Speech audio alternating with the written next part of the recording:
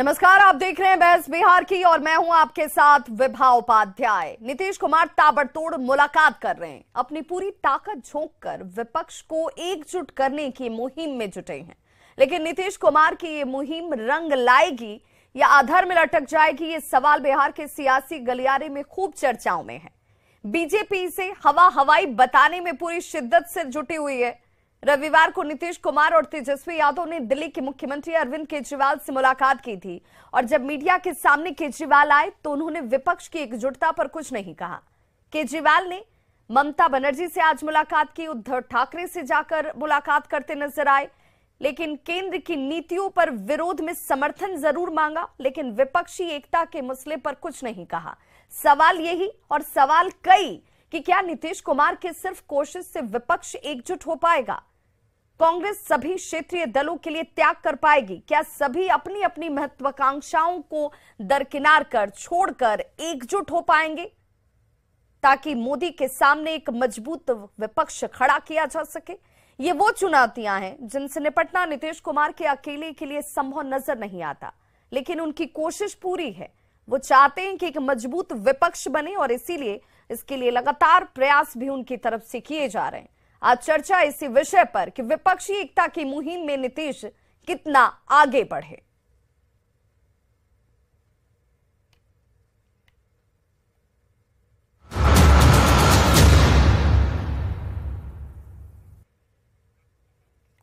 तो अपनी चर्चा की शुरुआत करें। सभी मेहमानों का सबसे पहले मैं परिचय करा दूं। हमारे साथ डॉक्टर विनोद शर्मा, प्रवक्ता बीजेपी, जुड़े हुए हैं। अभिषेक झा, प्रवक्ता जेडीयू, जुड़ गए हैं। डॉक्टर संजय कुमार, राजनीतिक विश्लेषक, हमारे साथ जुड़े हुए हैं और थोड़ी ही देर में कांग्रेस प्रवक्ता ज्ञान रंजन भी हमारे साथ जुड़ेंगे।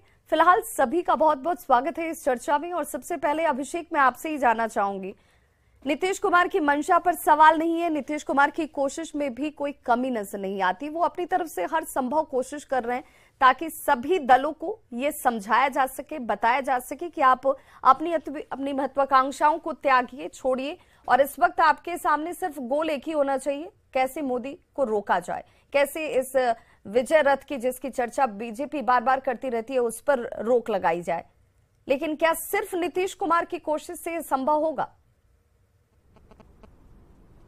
ये तो कलेक्टिव जवाबदेही हर पार्टी की है और नीतीश कुमार जी ने इस मुहिम को आगे बढ़ाया है। आपने देखा है कि लंबे समय से नीतीश कुमार जी इसके लिए प्रयासरत हैं और बहुत सकारात्मक संदेश पूरे देश में जा रहा है।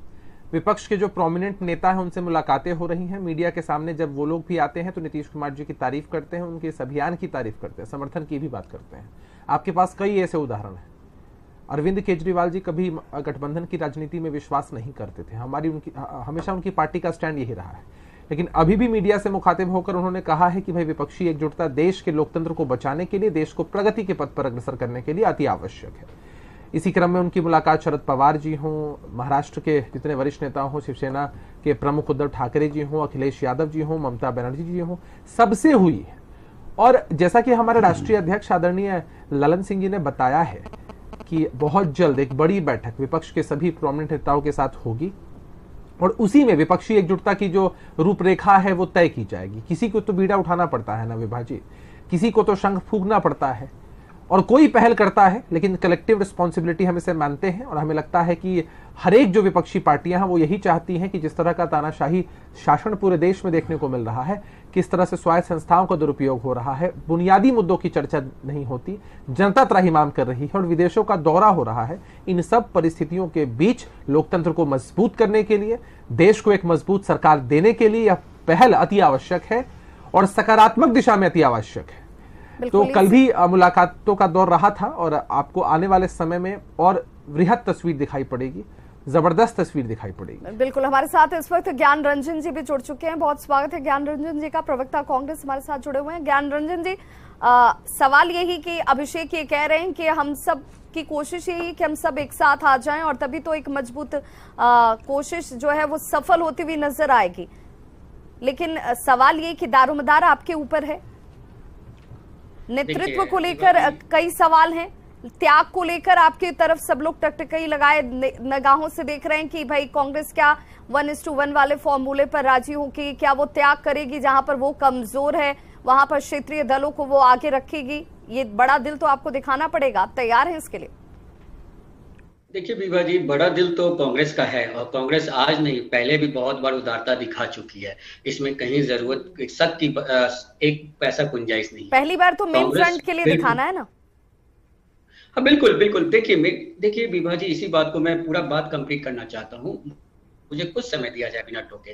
देखिए, जो समय की मांग है, जो हमारा मिनिमम गोल होगा, जो मिनिमम कॉमन प्रोग्राम होगा, जो विपक्षी यूनाइटेड ऑपोजिशन के तहत, वो एक मूल रूप की तैयारियां लगभग पूरी हो चुकी है, जिसका एक बहुत बड़ा स्वरूप बहुत जल्द आने वाले 1 से 10 दिनों के अंदर आपको देखने मिलेगा। उसमें आपको पूरे तरह से ये समझ में आ जाएगा कि हमारे साथ जो यूनाइटेड ऑपोजिशन की जिन जिन पार्टियां आने वाले हैं, जिन जिन हमारे विचारधारा के लोग हैं, वो आएंगे और अपनी अपनी बातों को रखेंगे। देखिए, देश में नेतृत्व करने की जो बात आती है, हमेशा से एक बात आपको ध्यान रखना होगा कि पहले से भी सभी लोगों ने ये मान रखा है कि कांग्रेस राष्ट्रीय पार्टी है, और जब भी एक राष्ट्रीय पार्टी होता है तो उसका एक अपना बैकबोन होता है। आदरणीय नीतीश कुमार जी ने जो मिलके इस पहल को दिया है, उनकी जिम्मेवारी हम लोगों ने मिलके, मतलब एक बिल्कुल एक सामंजस्य बैठा के उनको ये जिम्मेवारी दी गई है। तो कहीं ना कहीं कांग्रेस को उदार दिल दिखा रहा है कि इस विपक्षी एकता की जरूरत है। ऐसे ही आपने देखा 77-78 में भी इसी तरह की यूनाइटेड ऑपोजिशन की बात हुई थी, जहां पे अलग अलग विचारधारा के लोग थे, लेकिन जो उस समय उनका जो एजेंडा था, उस एजेंडे पे एकजुट हुए। आज ठीक उसी तरह से एक देश की लोकतांत्रिक परंपरा को बचाने के लिए, देश में जो इंस्टीट्यूशन है, जो इंडिविजुअल इंस्टीट्यूशन है, उसको बचाने के लिए जिस तरह से जनता ग्रसित है,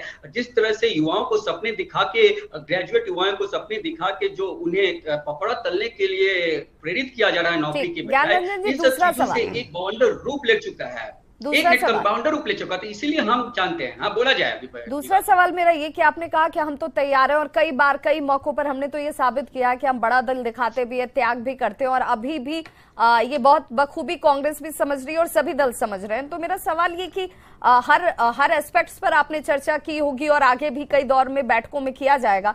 तो क्या जो ये मेन फ्रंट बनाया जा रहा है, जिससे आप कह रहे हैं कि ये थर्ड फ्रंट नहीं है, थर्ड फ्रंट का हर्ष सबने देखा इसलिए मेन फ्रंट है, मेन फ्रंट है, तो क्या अगर राहुल की अगुवाई को स्वीकार नहीं किया जाएगा, इस त्याग के लिए भी आप तैयार हैं? देखिए विभा जी, मैं बस साफ शब्दों में 2 बातों करता हूँ। अभी मैंने एक वर्ड यूज किया था, कॉमन मिनिमम प्रोग्राम। हमारा कॉमन मिनिमम प्रोग्राम के तहत एक विचारधारा है, अभी नेतृत्व की बात ही नहीं आ रही है। आपने देखो किसी तरीके से किसी ने भी एक स्टेटमेंट नहीं दिया है। और सबसे बड़ी बात, नेतृत्व की बात आएगी तो उस समय जो डिसीजन होगा, जो लोकसभा के चुनाव में होता है, वो हम संसद चुनते हैं।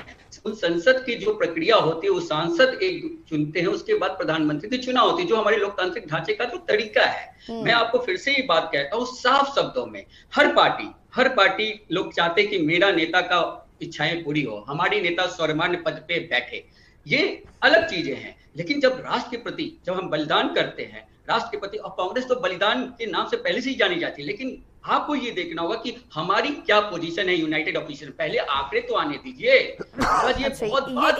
ये वाला फॉर्मूला तय किया गया है कि पहले चुनाव में जाएंगे, चुनाव लड़ेंगे, उसके बाद किसकी कितनी सीटें आती हैं, कितने सांसद होते हैं, उसके बाद तब ये तय किया जाएगा कि किसका बलिदान लिया जाएगा, किसका बलिदान नहीं लिया जाएगा। बहुत सही, ये वाली बात समझ में आती है, दर्शक भी इसे समझ पाएंगे। बिल्कुल ज्ञान रंजन जी। डॉक्टर विनोद शर्मा हमारे साथ जुड़े हुए, प्रवक्ता बीजेपी। डॉक्टर विनोद जी, आप कहीं ऐसा तो नहीं है कि इन्हें हवाई बताते आपकी कोशिशें कम रह जाएं? क्योंकि अगर ये सब मिलजुल कर अपनी महत्वाकांक्षाओं को छोड़कर एक साथ आ गए तो चुनौती तो आपके सामने होगी, भले आप इसे माने या ना माने। विभा जी, हर चुनाव चुनौती होती है, और चुनौती भारतीय जनता पार्टी हमेशा तैयार रहती है स्वीकार करने के लिए। दूसरी बात है कि हमारे आदरणीय माननीय मुख्यमंत्री नीतीश कुमार जी निश्चित रूप से असफल प्रयास कर रहे हैं एकजुटता का। और दूसरी बात है कि झलक दिखा दिया कांग्रेस ने कर्नाटक में कि कौन सी एकजुटता होने वाली है, जब अपने ओथ के मंच पर किसी 3-4 मुख्यमंत्रियों को नहीं बुलाया। स्पष्ट हो गया कि क्या परिणाम होगा। जो नहीं समझे सो नारी है। अगर अरे भाई, कोई तर्क नहीं चलेगा ना, जो सामने दिख रहा है वही बिक रहा है। उनके नेता नहीं है जिनको उन्होंने आमंत्रित किया, उनके लिए तर्क वो नहीं देंगे, तो फिर आप कैसे तय कीजिएगा कि उनका तर्क सही है कि झूठ है? हमको ये समझा दीजिए कि हमको जूते मारिए और कहिए कि आपका तो हम सम्मान रूम में करना चाहते थे, ये नहीं चलेगा। उनको जूते मारे मुख्यमंत्रियों को पूरे देश से बुला लिया, उनको नहीं बुलाया और कह रहे हैं कि हम चाहते हैं आपका सम्मान। यहाँ तो कुर्सी की लड़ाई है, कुर्सी कुमार के साथ कौन विश्वास करेगा? हमारे साथ रह के राष्ट्रपति उम्मीदवार ने किसको दिया, उधर गए तो किसको दिया, कब जाएंगे, कहां जाएंगे, सबसे चिंता का विषय। अभी 2-3 दिन में 10 दिन के अंदर बिहार में ही कहा जा रहा है कि बैठक होगी, सब पहुंच जाएंगे। जब तक ये उम्मीदवार नहीं तय कर लेंगे कोई लड़ाई में नहीं रहेंगे। विश्वव्यापी आभा मंडल आदरणीय नीतीश कुमार जी का है, पूरा देश अब विश्व देख रहा है किस तरह से भारत का मान और स्वाभिमान विश्व में बढ़ा है, इसलिए कोई लड़ाई नहीं होगी। पूरी तरह से 2/3 बहुमत से भाजपा की सरकार बनेगी और निश्चित रूप से उम्मीदवार दे भी नहीं पाएंगी क्योंकि सभी कुर्सी प्रेमी हैं, एक अनार 100 बीमार वाली स्थिति है।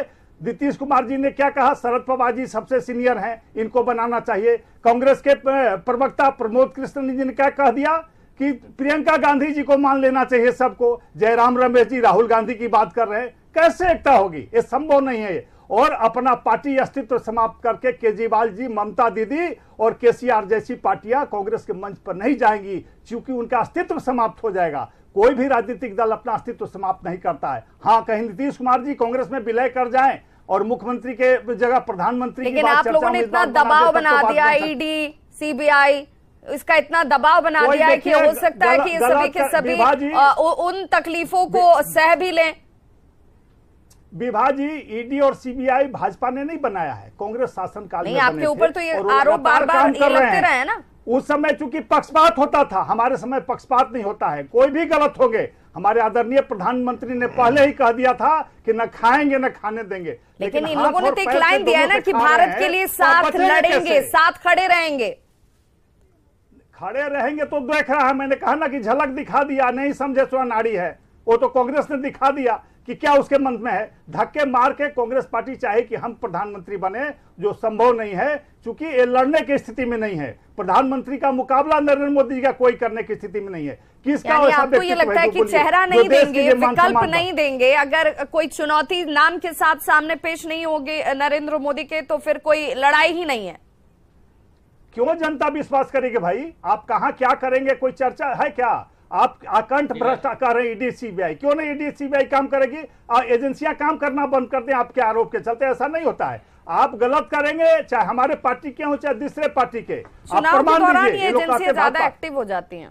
नहीं, स्वाभाविक है, चूंकि प्रधानमंत्री ईमानदार है तो एक्टिव है। प्रधानमंत्री सोने वाले होंगे, मनमोहन होंगे तो नहीं होगा। क्या हाल हुआ मनमोहन सिंह जी, बहुत अच्छे आदमी हैं, हम लोग भी तारीफ करते हैं, लेकिन क्या हुआ? संगठन साथ काम करने वाले ने पूरे देश को लूटने का काम किया। डॉक्टर संजय कुमार राजनीतिक विश्लेषक हमारे साथ जुड़े हुए चर्चा में। पहले डॉक्टर संजय जी को भी जोड़ लूं मैं। डॉक्टर संजय, जब हम बात करेंगे सफलता की तो उसके लिए चैलेंजेस की भी बात होनी चाहिए और बहुत सफाई से और बहुत ईमानदारी से होनी चाहिए, क्योंकि जब तक हम अपनी कमियों को नहीं देखेंगे तब तक उसे दुरुस्त कैसे करेंगे। और बार बार अगर जब बात कांग्रेस की हम करते रहे हैं अब तक के चुनाव के दौरान, तो हमने देखा है कि अपनी कमियों को देखती नहीं है, सुधारती नहीं है, रेक्टिफाई नहीं करती और इस वजह से परिणाम यहां तक पहुंचे। लेकिन अब शायद देख रही है, क्योंकि कर्नाटक ऐसा दिखाता है, हिमाचल ऐसा दिखाता है। मैं ये जानना और समझना चाहती हूँ कि क्या इतना आसान नजर आता है आपको अपने तजुर्बे के हिसाब से? क्योंकि अगर केजरीवाल की हम बात कर लें तो केजरीवाल तो कांग्रेस के विरोध की ही राजनीति करते हैं, फिर वहां पर ये कैसे साथ आएंगे? ममता बनर्जी क्या कांग्रेस को स्पेस दे पाएंगी? वहां पर वो कुछ त्याग कर पाएंगी? क्या एक तरफा कांग्रेस के त्याग करने से ये विपक्ष कैसे बनेगा? नहीं, आपके सवाल बड़े मौजू हैं, लेकिन पहली चीज तो ये कि अगर विपक्षी एकजुटता की कवायद की जा रही है, प्रयास चाहे कांग्रेस के द्वारा की जा रही हो या प्रयास नीतीश कुमार जी के द्वारा की जा रही हो, मैं इसको लोकतंत्र में एक सकारात्मक प्रयास मानता हूं। चूंकि देश में सत्ता अगर है किसी पार्टी की तो विपक्ष की गोलबंदी और विपक्ष की मजबूती और उसका स्वरूप भी सत्ता को हमेशा अंकुश में रखने के लिए जरूरी है। लेकिन जो आपके सवाल हैं, कांग्रेस ने भी अभी कोई त्याग की बात तो नहीं की है।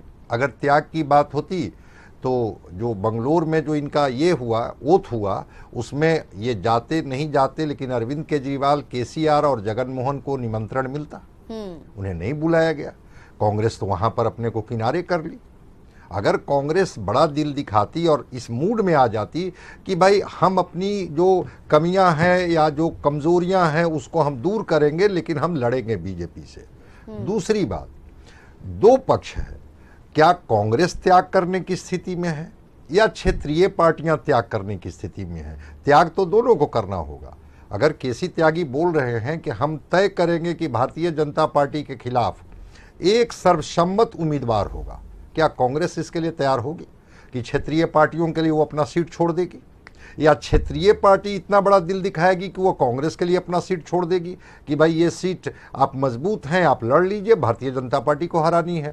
ये समन्वय नहीं दिखता। अभी अरविंद केजरीवाल जी ने क्या किया, अभी गए थे नीतीश कुमार जी मिलने, तुरंत उन्होंने शर्त रख दी कि भाई जो केंद्र ने जो ऑर्डिनेंस लाया है इसके खिलाफ सारे विपक्षी पार्टियां पहले राज्यसभा में हमारा समर्थन करें। हाँ, तो शर्त अभी शुरू हो गया, अभी पटकथा लिखी नहीं गई है, शर्त शुरू हो गई। ममता बनर्जी क्या गई बंगलोर, वो अपना प्रतिनिधि भेज दी हैं, नहीं जा पाई। अखिलेश यादव गए। अब देखिए ना, राहुल गांधी की पदयात्रा में जब वो गुजरा उत्तर प्रदेश से, अखिलेश यादव दिखे कहीं? क्योंकि सबको अपना वोट बैंक की चिंता है। उनको लगता है कि कहीं माइनॉरिटी का वोट कांग्रेस में न शिफ्ट कर जाए, और अगर कांग्रेस में शिफ्ट कर गया तो वो वोट जो हमारी ताकत है, जिसकी वजह से हम क्षेत्रीय छत्रप बने हुए हैं, वहां पर हम कमजोर हो जाएंगे। तो यहां पर तो त्याग और बड़ा दिल सबको दिखाना पड़ेगा। अगर कांग्रेस कह रही है कि हम क्षेत्रीय पार्टियों के लिए त्याग करेंगे, थोड़ा क्षेत्रीय पार्टियों का भी तो आ जाए बात कि हाँ हम भी कांग्रेस के लिए बड़ा दिल दिखाएंगे। इस पर तो अभी कोई बात आई नहीं है। बिल्कुल अभिषेक बहुत माकूल सा सवाल और बहुत महत्वपूर्ण सवाल जो है वो डॉक्टर संजय भी रख रहे हैं, जिससे आप भी इत्तेफाक रखेंगे कि अभी तक लगातार ये कहा जा रहा है कि कांग्रेस को त्याग करना होगा, कांग्रेस को छोड़ना होगा सीटों पर जहां पर वो कमजोर है, लेकिन कहीं पर भी जिन नेताओं से मुलाकात करते हुए नीतीश कुमार नजर आ रहे हैं, उन नेताओं के वर्जन या उन नेताओं के स्टेटमेंट ऐसे सामने नहीं आए जहां पर ये लगे कि वो हर त्याग करने के लिए तैयार हैं, हर कुछ चर्चा में तय हो जाएगा और नीतीश कुमार उसकी अगुवाई करते हुए दिखेंगे तो हम कुछ भी छोड़ने के लिए तैयार हैं। जो त्याग करना है और त्याग करने के बाद जो गठबंधन का मजबूत स्वरूप तैयार करना है, वो मीडिया में आकर बोलने की आवश्यकता मेरे हिसाब से नहीं है।